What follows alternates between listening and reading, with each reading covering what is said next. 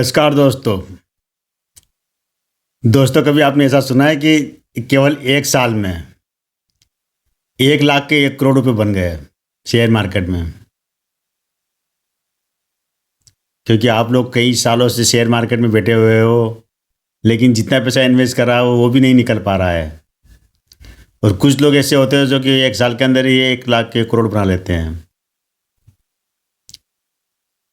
अब इसको आप शेयर मार्केट का गेम कहे, ऑपरेटर का गेम कहे या कुछ भी कहे, लेकिन ऐसा होता है और ये हर साल होता है। बस बात ये है कि हम इसे स्टॉक को पकड़ नहीं पाते हैं या हम समझ नहीं पाते कि इसमें इन्वेस्ट करें या नहीं करें। तो जिस कंपनी का मैं शेयर लेकर आया हूँ इसमें ऐसा ही हुआ है। इसको हम न घोटाला कह सकते हैं, न ऑपरेटर गेम कह सकते हैं, न कुछ नहीं कह सकते, लेकिन फिर भी यहाँ पर 1 लाख के 1 करोड़ बने केवल 1 साल के अंदर। ये कंपनी है, इंदौर की कंपनी है, एन किंग इंटरनेशनल। इसको आप EKI एनर्जी के नाम से सर्च कर सकते हैं। थोड़ा सा डेटा बता देता हूँ, फिर इस कंपनी की पूरी कहानी, ये कंपनी क्या करती है और क्यों इस शेयर में इन्वेस्ट करना चाहिए या क्यों नहीं करना चाहिए, और इसका फ्यूचर क्या है।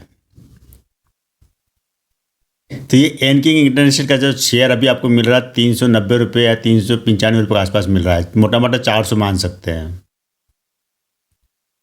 इसका हाई रहा है करीब करीब 6,500-7,000 का हाई भी रहा है, और लो अभी जो करंट प्राइस चल रहा है इसी को आप लो भी मान सकते हैं। लेकिन एक लो तब भी रहा था जब इसका IPO आया था, 140 रुपये का लो रहा था। 102 रुपये लिस्ट हुआ था और 140 तक गया था अगले दिन ही। तो आप उसको लो मान सकते हैं 102 रुपये का। अप्रैल 2021 में इसका IPO आया था। ये भी डिटेल में आपको बताऊंगा उसके बाद क्या हुआ। तो इस कंपनी का जो मार्केट कैप देखेंगे अभी करीब 1,000 करोड़ का मार्केट कैप है। टोटल कंपनी की वैल्यू करीब 5,000 करोड़ के आसपास है, इसकी 5,800 करोड़ के आसपास बताते हैं। प्रमोटर के पास 73-74% होल्डिंग है प्रमोटर के पास, और एक भी शेयर अभी गिरवे नहीं है। मतलब कंपनी कर्ज मुक्त है कह सकते हैं। कंपनी ने अपने निवेशकों को डिविडेंड जबरदस्त दिया है, बोनस भी दिया है, हर एक शेयर पे 3 शेयर का बोनस दिया है। शेयर स्प्लिट हो चुका है, एक शेयर के 4 शेयर बन चुके हैं। कंपनी का जो अगर लेटेस्ट रेवेन्यू देखे जाए तो जो करीब 41 करोड़ का रेवेन्यू आया है, और पिछले क्वार्टर का रेवेन्यू वो आया था करीब 80-90 करोड़ का रेवेन्यू आया था। तो उससे कह सकते हैं कि करीब 70-80% कम आया इस बार रेवेन्यू, लेटेस्ट रेवेन्यू। अब हम आ जाते हैं, ये तो मैंने डेटा बता दिया कंपनी का, और अब हम इसकी कहानी पे आ जाते हैं कि ये कंपनी क्या करती है। तो मनीष डबकरा ने इस कंपनी की स्थापना की थी 2008 में इंदौर से,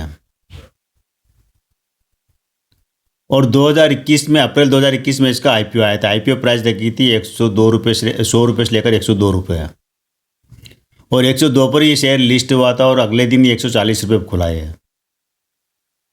केवल 18 करोड़ का IPO लेकर आए थे ये। लेकिन क्या थे, यहाँ पर कम से कम 1200 शेयर खरीदना होते थे, तो करीब 1,20,000 के आसपास का इन्वेस्टमेंट था इसके अंदर। छोटा मतलब सिंगल एप्लीकेशन के साथ में 1,20,000 के आसपास इन्वेस्टमेंट था, 1200 शेयर का लोट था, एक लोट। तो अप्रैल 2021 में इसका IPO आने के बाद में ये शेयर 140 पे लिस्ट होता है, और इस शेयर में ज़बरदस्त तेज़ी आती है। इतनी तेज़ी आती है कि सब चक्कर आ जाती है कि केवल 1 साल के अंदर अप्रैल 2021 से मार्च 2022, मतलब कह सकते हैं पूरे 1 साल के अंदर ये शेयर जो चढ़ते चढ़ते करीब 6,500-7,000 तक निकल जाता है। आप अंदाज लगा लीजिए कि कितने गुना पैसा बढ़ चुका है लोगों का। ये जिसने 102 रुपये लगाए होंगे, 102 रुपये में जिसको अगर IPO में अलॉट हुआ होगा ये शेयर, 1,20,000 रुपये भी लगाए होंगे, जितने भी लगाए होंगे पैसे उसने, वो कितने गुना बढ़ चुका है कि 6,500-7,000 तक पहुँच चुका था शेयर, ये केवल 1 ही साल में। उसके बाद में इस कंपनी ने अपने शेयर को डिविडेंड दिया है, बोनस दिया है, और स्प्लिट हुआ, उससे शेयर नीचे आ गया। मतलब कह सकते हैं कि जो एक शेयर था 10 रुपये फेस वैल्यू थे, उसके 10 के 1 के 4 बन गए, और स्प्लिट हो चुका है। और फिर बोनस करीब ये कह सकते हैं आप एक शेयर के करीब 15-20 शेयर बन चुके हैं। उसी वजह ये शेयर अभी गिरते गिरते करीब ये 300-400 रुपये पर ये ट्रेड कर रहा है। अभी भी आपको महंगा लग रहा होगा कि यार इस शेयर में इन्वेस्ट करें या नहीं करें, छोटी सी कंपनी है, इंदौर से है, तो अब इसमें होगा कि नहीं होगा, पैसा मिलेगा कि नहीं मिलेगा। तो अब हम आ जाती है इस कंपनी की पूरी काम पर, मतलब कहानी और काम कि एक कंपनी क्या करती है और क्यों इसका फ्यूचर अच्छा है।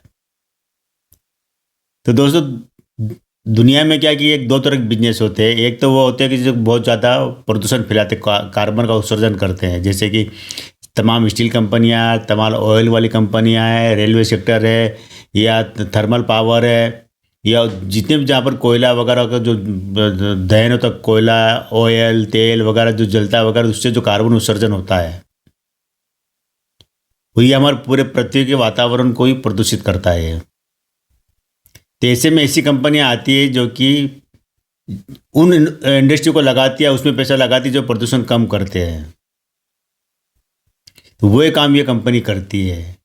और इस कंपनी का जो बिजनेस अगर देखा जाए तो दुनिया के करीब करीब ये 40 देशों में कारोबार है इनका, 3,000 से ज़्यादा इनके कस्टमर है। और करीब करीब 15-20 ऐसे देश है जहाँ पर इनके मतलब इनकी जो फ्रेंचाइज इन्होंने ले रखी, जो उनके साथ ये कम मिलकर काम करते हैं। डच की कंपनी है शेल, उसके साथ मिलकर ये कंपनी काम करती है। ये कंपनी जो कार्बन उत्सर्जन के लिए एडवाइजरी का काम भी करती है और साथ ही एक कार्बन क्रेडिट जो होता है वो भी देती है। आप कहूँ कार्बन क्रेडिट क्या, उनका सबसे बड़ा बिजनेस और सबसे बड़ा रेवेन्यू भी वहीं से आता है इनका, जो कार्बन क्रेडिट का होता है। क्या होता है कि जैसे कि अगर कोई कंपनी है, मान लीजिए स्टील कंपनी है, स्टील निर्माण वाली कंपनी है, तो हर देश की सरकार है। क्या होता है कि एक कार्बन उत्सर्जन की एक लिमिट तय कर देती है, इससे ज़्यादा लिमिट आप मतलब एक लिमिट तय करती है, उससे ज़्यादा कार्बन अगर आप उत्पादित करते हैं तो आपको मतलब उसके ऊपर कुछ रेस्ट्रिक्शन लगा देती है कि आप इससे ज़्यादा नहीं कर सकते हैं। लेकिन बड़े पैमाने पर ये काम चलता है, तो उसमें क्या होता है कि ये जो कंपनी जिनका कार्बन, मान लीजिए कि अगर किसी कंपनी को अगर ये कहा कि आप केवल 100 किलो तक ही आप कार्बन का उत्सर्जन कर सकते हो, जो कि वायुमंडल छोड़ सकते, कार्बन डाइऑक्साइड या कार्बन मोनोऑक्साइड जो भी होती है वो, उससे ज़्यादा अगर हो गए तो आपको ये कम करना पड़ेगा, आपको कुछ और तरीके अपनाना पड़ेगा जिससे कि ये कम हो।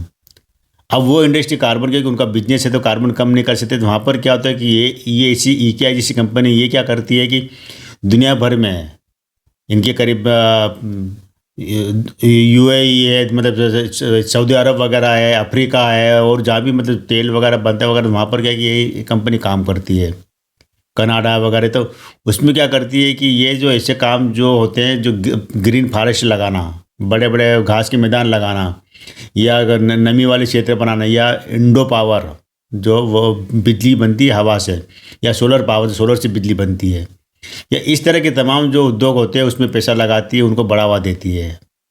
साथ ही ये खुद भी लगाती है, बड़े बड़े फॉरेस्ट लगाती है, बड़े बड़े मतलब पेड़ लगाना, ग्रीनरी फैलाना, ये करना। उससे क्या होता है कि इनको कार्बन जीरो उत्सर्जन होता है इनका। तो उससे क्या होता है कि इनको एक कार्बन क्रेडिट के रूप में मिलते हैं, और उन क्रेडिट को क्या करती है कि ये उन कंपनियों को बेच देती है जिनका कार्बन बहुत ज़्यादा उत्पादन हो रहा है, कार्बन बहुत ज़्यादा निकल रहा है, उस कारण उनको अपना उत्पादन कम करना है। तो उसमें क्या होता है कि वो क्रेडिट उनको बेच देती है। वो इस कारण क्या कि उनका जो लेवल में बना रहता है कि हम इस लेवल पर, हमने जितना कार्बन हवा में जा रहा है, ज़्यादा है जो एक्सेस में जो कार्बन जा रहा है, उसके बदले उनको क्रेडिट मिल जाती है, और क्रेडिट ये कंपनियाँ देती है, उनको बेचती है। मतलब ये कह सकते हैं कि इधर से उन्होंने कार्बन क्रेडिट जो लिया है, सरकार से लिया है, कंपनियों से लिया है, जिनके मतलब साथ मिलकर काम कर रही है, जो ग्रीन एनर्जी जो काम कर रही है, जो कंपनियाँ उनके साथ मिलती है, उनके मिलकर काम करती है। उससे इनको मतलब कि इन्होंने इतना शून्य कार्बन, जो वातावरण में क्या होता है, जो कार्बन की मात्रा शून्य करी है, उसको कम करा है, तो उनको क्रेडिट जो मिलता है, उस क्रेडिट को ही दूसरों को बेच देती है। उनको जो कार्बन बहुत ज़्यादा पैदा कर रही है, बहुत ज़्यादा प्रदूषण फैला रही है, उनको बेच देती है। ये इनके कमाई का जरिया है। और करीब करीब इनके कस्टमर में 3,000 कंपनियाँ, 3,000 उद्योग इनसे जुड़े हुए हैं, जो कि कार्बन बहुत ज़्यादा उत्पादन करते थे, उनको एक क्रेडिट दे के वहाँ से इनको पैसा आता है, वहीं से पे इनकी कमाई वही है। और उसी पैसे को जब पैसा आता है, इसी पैसों की किस्में लगाती है। जैसे हमारे देश में अभी भी, हमारे देश में सरकार कोशिश कर रही है कि 2027 तक, 2070 तक जीरो हो जाएगा कार्बन उत्पादन। तो यहाँ पर जो जितनी भी जो अभी ग्रीन एनर्जी वाली जो उद्योग है, उनको बढ़ावा दे रहे हैं, जैसे विंड पावर है, सोलर पावर है, या और भी तरह पावर के जो जहाँ पर कि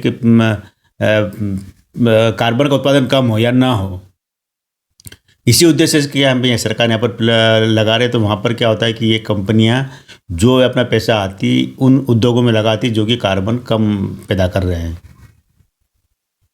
तो ये दोस्तों, इक्याई जो एनर्जी है भविष्य के लिए बढ़ने वाला बिजनेस है और कभी ख़त्म नहीं होगा। ये ज़रूर ध्यान रखिए, क्योंकि पूरी दुनिया में कि एक धरती तो गोल है ना, तो पूरी दुनिया में मतलब जो हवा में जो गैस जाती है, चाहे कार्बन डाइऑक्साइड या कार्बन मोनोऑक्साइड या जितनी भी जहरीली गैसें जाती है जो नुकसान पहुंचाती है हमारे इकोसिस्टम को, तो ये किसी भी देश में हो, सब हवा में फैलता है। तो हर देश को एक मिलकर एक अब पूरी दुनिया में मतलब ये एक प्रयास चल रहे हैं कि हम किस तरह से इसको कम कर दें। तो ये ऐसी कंपनी को खड़ा करना जो कि कार्बन उत्पादन कम कर रही है, जो कार्बन उत्पादन कर रही है उनको भी कोशिश कर रहे हैं कि वो भी ऐसे एनर्जी ऐसे बिजनेस लगाए, ऐसे प्लांट लगाए कि उनका उत्पादन, क्योंकि जो कार्बन वगैरह जो कंपनी से पैदा होती है, जो फैक्ट्री जब निकलती, जो बड़े बड़े जो उनसे, उसको सबसे ज़्यादा जो अवशोषित करते पेड़ पौधे करते हैं। पेड़ पौधे है या और जगह वहाँ वो उसको अवशोषित करते हैं, घास के मैदान है। तो इन चीज़ों को बढ़ावा देती है ऐसी कंपनियाँ, इसलिए आगे बढ़ेगी। जो इक्याई एनर्जी कंपनी है या एनकिंग कह सकते हैं, ऐसी कंपनी इसीलिए आगे बढ़ेगी। मात्र एक 25-26 साल की उम्र में उन्होंने बिजनेस शुरू किया था, जो मनीष डबकोरा ने। ये दोस्तों, मैंने शेयर के बारे में, कंपनी के बारे में पूरा बता दिया। कंपनी अभी नीट एंड क्लीन है। शेयर आपको ज़रूर सस्ता लग रहा है, लेकिन ये स्प्लिट होने की वजह से और बोनस होने की वजह से ये शेयर की अभी प्राइस कम लग रही है। तो आज केवल इतना ही। कल फिर मिलते हैं हम एक नए बिजनेस, नए कंपनी के शेयर के साथ। तब तक मेरे चैनल पे बने रहिए। कैसा लगा ज़रूर बताना, अपने दोस्तों को बताइए, शेयर कीजिए, सब्सक्राइब कीजिए। थैंक यू दोस्तों।